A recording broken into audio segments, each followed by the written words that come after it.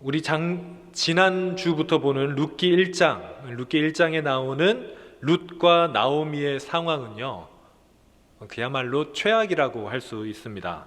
흉년을 피해서 간 땅에서 이 가장인 남편을 잃은 나오미는 이제는 두 아들을 의지할 수밖에 없었는데요, 이 두 아들도 10년이 지나기 전에 죽고 맙니다. 그래서 남겨진 것은 나오미 그리고 두 며느리 오르바와 룻 뿐입니다. 아주 굉장히 암담하고 앞이 캄캄한 상황이었습니다. 그런 나오미에게 한 가지 소식이 들려옵니다. 좀 희망찬 소식이었는데요, 고향인 베들레헴에 풍년이 들었다라는 소식입니다. 지난주에 저희는 나오미가 베들레헴에 흉년이 들어서 고향을 떠났다는 것을 말씀을 드렸습니다. 그런데 이 베들레헴에 풍년이 든 겁니다. 그러니까 나오미가 이제 생각을 하는 것이죠. 지금 아무것도 가진 것 없는 자신의 상황에서 이방 땅인 모압 땅보다는 베들레헴이 훨씬 낫지 않겠는가. 그래도 고향에는 아는 사람도 조금 있고, 그래도 우리 친족들도 조금 있을 테니까 지금 여기보다는 먹고 살기가 좀 낫지 않겠냐라는 생각을 하게 됩니다. 그래서 나오미가 베들레헴으로 돌아가기로 결심을 합니다. 그런데 이 고향으로 돌아가기에 앞서서 나오미가 이 두 며느리 오르바와 룻에게 이제 각자 집으로 돌아가라고 이야기합니다. 우리 이 시간 룻기 1장 8절과 9절 함께 읽겠습니다. 나오미가 두 며느리에게 이르되 너희는 각기 너희 어머니의 집으로 돌아가라. 너희가 죽은 자들과 나를 선대한 것 같이 여호와께서 너희를 선대하시기를 원하며 여호와께서 너희에게 허락하사 각기 남편의 집에서 위로를 받게 하시기를 원하노라 하고, 이 나오미가 며느리에게 각기 집으로 돌아가라고 말을 하죠. 사실 남편이 죽었기 때문에 이 며느리들이 이 나오미와 함께 있을 법적인 근거는 없습니다. 그러니까 진작 돌아갔어도 괜찮은 상황입니다. 그런데 이 며느리들이 도의적으로나 어머니를 보았을 때 도저히 집으로 돌아갈 수가 없는 상황이었습니다. 왜냐하면 룻기 2장에 보니까 이제 앞으로 펼쳐질 얘기이긴 하는데 베들레헴에 돌아간 나오미와 룻이 있는데 룻 혼자 일을 하러 나갑니다. 사실 먹을 게 없는 아주 최악의 상황이었기 때문에 룻만 일하러 나갈 게 아니라 나오미도 같이 일을 하러 나갔어야 되는데 룻만 나가고 나오미는 나가질 못합니다. 왜냐하면 아마도 이 당시 나오미의 육체적인 상황이 굉장히 안 좋았을 것 같습니다. 그런데 생각해보면 이해도 됩니다. 왜냐하면 10년 만에 남편 잃고 아들 2명 다 잃고 이 심적으로 굉장히 지치고 힘든 나오미, 여러분 마음과 몸은 연결되어 있기 때문에 마음이 무너지면 몸도 같이 무너지고요, 또 몸이 무너지면 마음도 같이 무너집니다. 반대로 마음이 좀 괜찮으면 몸이 나아지기도 하고 몸이 또 컨디션이 좋으면 기분이 좋기도 합니다. 그러니까 이 연약해져 버린 나오미를 두고 두 며느리가 차마 자기 집으로 돌아갈 수가 없었던 겁니다. 그런데 나오미가 베들레헴으로 돌아가고 결심을 하고 나니까 이제 베들레헴으로 돌아가려고 하니까 상황이 좀 변합니다. 나오미에게야 이 모압 지역이 이방 땅이고 불편한 곳, 10년을 살았지만 아직도 낯선 땅이지만 두 며느리인 오르바와 룻에게는 이곳이 고향입니다. 오히려 베들레헴이 이방 땅인 거죠. 그래서 나오미와 함께하는 것이 모압 땅에서는 사실은 괜찮았는데 이제 이스라엘 땅인 베들레헴으로 이 며느리들이 가는 거는 좀 이야기가 다릅니다. 왜냐하면 이스라엘 사람들이 이방인들을 그다지 좋아하지 않았거든요. 그러니까 이방 여인인 오르바와 룻이 베들레헴으로 갔을 때는 오히려 이들이 차별받을 가능성이 아주 농후했습니다. 그러니까 나오미가 이제 돌아가라고 하면 며느리들은 집으로 가는 게 정상입니다. 실제로 오르바는 집으로 돌아갑니다.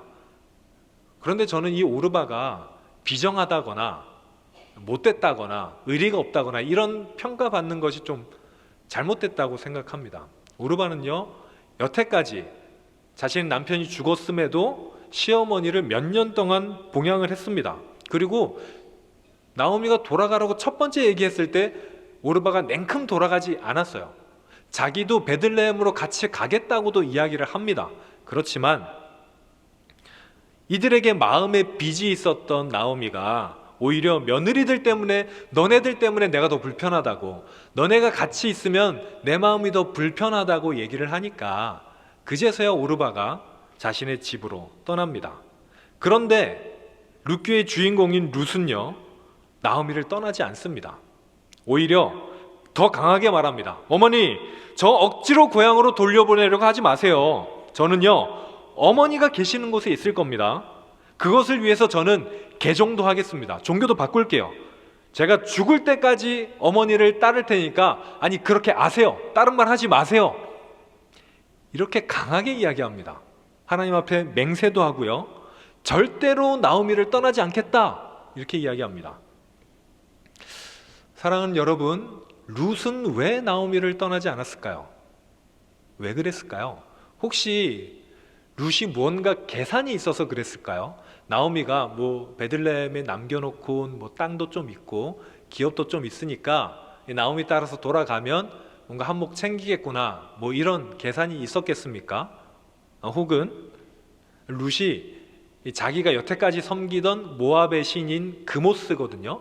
그모스보다는 하나님이 참신이심을 막 깨달아서 알고 하나님께로 귀의하겠습니다, 이랬을까요? 아니, 그렇지 않습니다. 룻은 자신의 이익이나 자신의 유익을 위해서 나오미를 따라간 것이 아닙니다. 그렇다면 룻은 왜 이렇게 끈질기게 나오미를 따라갔을까요? 왜냐하면 룻은 나오미를 긍휼히 여겼기 때문입니다. 불쌍히 여겼기 때문이죠. 앞서 말씀드린 바와 같이 나오미의 현재 상황이 별로 좋지 않습니다. 육체의 상황이 굉장히 연약해져 있고 쇠약해져 있어요. 그러니까 나오미가 베들레헴으로 돌아가면 먹고 살 수는 있을지 모르겠습니다. 생존은 가능했을 겁니다. 하지만 그 상황이 별로 좋지는 않았을 겁니다. 룻이 보기에는 상황이 뻔합니다. 나오미가 베들레헴으로 돌아가 봤자 그 상황이 그냥 눈에 선합니다. 그러니 도저히 떠날 수가 없었던 것이죠. 어머니였던, 시어머니였던 나오미를 정말로 사랑했던 룻은 도저히 어머니를 두고 돌아갈 수가 없었습니다.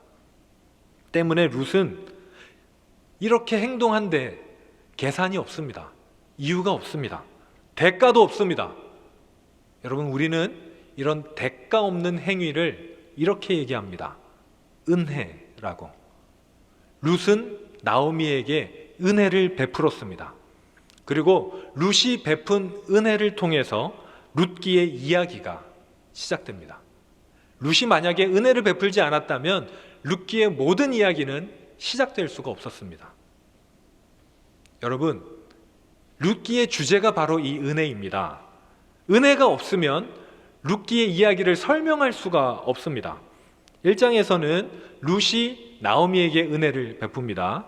그리고 몸도 약해지고 가진 것도 없는 그 시어머니를 향한 룻의 헌신, 이 은혜라고 밖에 할 수 없는 이 행동, 이것이 새로운 은혜를 불러옵니다. 2장과 3장에 보면 보아스라는 사람이 등장하는데요, 이 보아스가 룻에게 은혜를 베풉니다. 그런데 이 보아스가 룻에게 은혜를 베풀면서 한 이야기가 있습니다. 룻기 2장 11절에 보니까 보아스는 룻에게 은혜를 베풀면서 자신이 이렇게 한 이유는, 은혜를 베푼 이유는 룻이 나오미에게 한 선행 때문에 그랬다라고 이야기합니다. 그러니까 룻이 베푼 은혜가 보아스의 은혜를 불러온 겁니다. 은혜가 은혜를 불러오는 나라, 이것이 바로 룻기가 말하는 하나님의 나라입니다. 은혜가 은혜를 불러오는 나라. 룻기라는 책은요, 하나님의 나라가 어떻게 세워지는지를 보여주는 책입니다. 룻기의 마지막에 보면 다윗 왕의 계보가 나오는데요, 거기에서 룻기의 기록 목적을 우리가 알 수 있습니다. 룻이 보아스와 결혼해, 이 스포일러긴 하지만 여러분 잘 아시죠?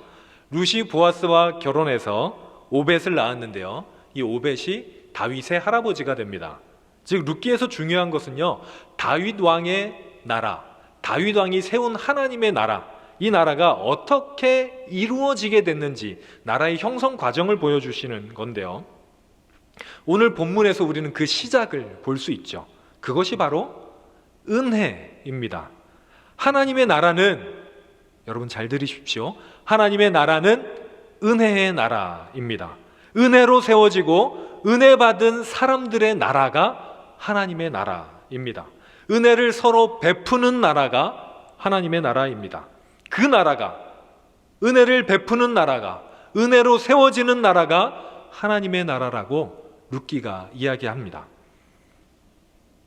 사랑하는 여러분, 은혜는 말씀드린 것처럼 대가 없이 주는 것입니다. 주는 사람에게는 아무런 유익이 없지만 그냥 그 대상을 사랑하기 때문에 혹은 긍휼히 여기기 때문에 주는 행위, 베푸는 행위, 우린 그것을 은혜라고 합니다. 이걸 좀 쉽게 말하면 공짜로 주는 것을 말합니다. 그런데 요즘 현대 사회를 사는 분들은 이 은혜를, 공짜를 받아들이기를 어려워합니다. 어색해해요. 예전에 어떤 행사에서 옆에 계신 집사님께 제가 이런 질문한 적이 있습니다. 집사님, 구원 받으셨어요? 이렇게 순서에 따라서 질문했는데 그 집사님이 네, 구원 받았죠? 라고 대답을 하셨습니다. 그래서 제가 다음 질문을 했습니다. 그럼 집사님, 지금 돌아가셔도 천국 가실 수 있으시죠? 라고 질문했습니다. 집사님이 어떻게 대답하셨을까요? 집사님이 이렇게 대답하셨습니다. 에이, 나 못 가. 나는 죄를 많이 지어서 천국 못 가. 이렇게 대답을 하셨어요. 그래서 제가 되게 당황해서 집사님, 구원 받으셨다고 하셨잖아요. 그러면 천국 가죠. 이렇게 얘기하니까 집사님이 아니야. 내가 조금 더 착한 일을 좀 더 해야 돼. 그래야 천국 가. 라고 하시더라고요. 구원을 받으셨다는데.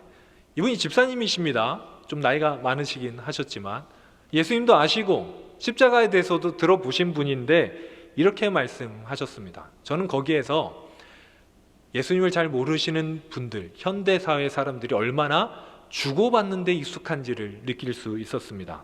현대사회가 그렇습니다. 사람들이 다 그렇게 얘기하죠. 세상에 공짜가 없다고. 그리고 이 말은요, 자본주의 시대인 현대사회에 아주 틀린 말은 아닙니다. 세상엔 거의 공짜가 없습니다. 오히려 공짜로 무엇을 얻으려고 하면, 예를 들면 카페에서 티슈를 이만큼 가져가거나 이런 행동을 하면 사람들이 그렇게 좋게 보지 않습니다. 그것이 바로 세상의 시선입니다. 그러다 보니까 우리는 은혜를 잘 모릅니다. 은혜를 받아들이지도 못하고요, 은혜를 베풀 줄도 모르게 됩니다.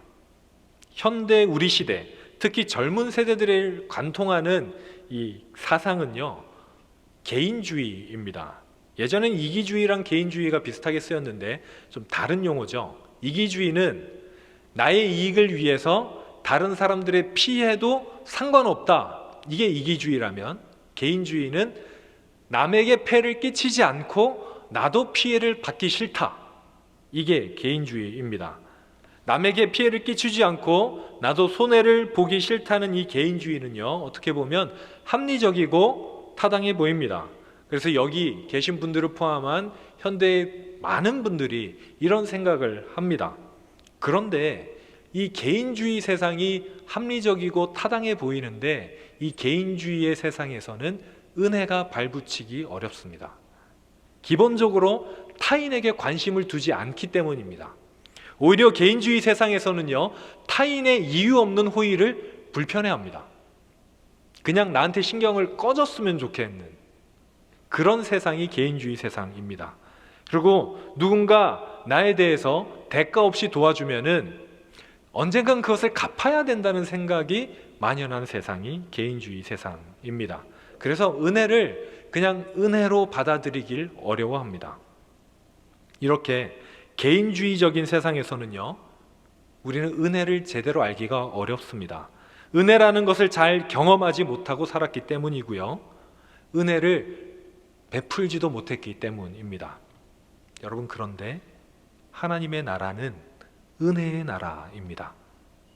이렇게 이 세상이랑 하나님의 나라랑 사는 방법이 다릅니다. 여러분, 이 세상과 하나님의 나라는요, 사는 방법이 완전히 다릅니다. 다른 세상입니다. 룻기는 바로 이 이야기를 하는 책입니다. 은혜를 통해서 은혜가 나타나는 이야기가 바로 룻기의 이야기입니다. 나오미가 며느리인 룻에게 사랑을 베풀죠. 그리고 룻이 나오미에게 은혜를 베풉니다. 그리고 또 이어지는 이야기에서 보아스가 룻에게 은혜를 베풀고 룻이 보아스에게 은혜를 베풉니다. 결국 이런 은혜와 은혜들이 결실을 맺어서 은혜의 나라가 점점 세워져 갑니다. 그리고 이러한 이야기는요, 우리의 삶에서도 이루어져야 됩니다. 우리는 하나님의 나라를 사는 사람들입니다. 하나님의 나라는요, 하나님의 뜻이 이루어지는 곳입니다. 그래서 하나님의 나라는 우리가 은혜를 베풀 때 우리 가운데 임하게 됩니다. 사랑하는 여러분, 예수님께서 말씀하신 것처럼 원수를 사랑할 수 있을 때 하나님의 나라가 우리 가운데 임합니다. 7번씩 70번이라도 용서할 때, 도저히 용서할 수 없는 사람을 용서할 때 하나님의 나라가 이루어집니다. 여러분, 지금 머릿속에 한번 떠올려 보십시오. 도저히 용서하지 못했던 사람, 내가 용서할 수 없는 사람, 내 평생 이 사람은 용서할 수 없을 것 같은 그 사람이 있다면, 여러분, 그 사람을 용서할 때 하나님의 나라가 임합니다. 서로 화평하고 화해할 때 하나님의 나라가 이루어집니다. 우리의 삶 가운데 서로를 향해 은혜가 넘쳐날 때 그 가운데 하나님의 나라가 임합니다. 하나님의 나라를 살고자 하는 여러분, 우리 이곳에 하나님의 나라가 임하게 하십시다. 우리의 삶을 은혜로 가득 채우시기 바랍니다. 하나님께서 우리에게 대가 없는 은혜를 주셔서 구원해 주신 것처럼 우리도 다른 사람에게 은혜를 베풉시다. 그렇게 우리를 통해서 하나님의 은혜를 보여줍시다. 우리 모두 은혜의 통로들이 되십시다. 그리고 은혜의 통로가 되기로 결단하시는 여러분, 그런 결단을 하셨다면 여러분들이 바로 복의 근원이 됩니다. 가는 곳마다, 받는 곳마다, 우리가 있는 곳마다 여러분을 통해서 복이 전달될 것입니다. 하나님의 나라가 되게 하는 복의 근원이 되는, 하나님의 나라를 세워가는 여러분, 복의 근원이신 여러분, 복의 근원으로서 각자의 삶의 자리에서 하나님의 은혜를 펼쳐나가시기를 주님의 이름으로 부탁을 드립니다. 이 시간 우리 같이 찬양할 때에 우리는 은혜를 체험해야, 하나님의 은혜를 경험해야 은혜를 베풀 수 있습니다. 은혜가 은혜를 불러오는 나라가 하나님의 나라이기 때문입니다. 때문에 이 시간 우리 하나님의 은혜를 찬양하겠습니다. 그 은혜, 우리 가운데 주신 그 은혜로 우리가 이 세상으로 나가겠습니다. 결단하면서 우리 시간 함께 찬양하겠습니다.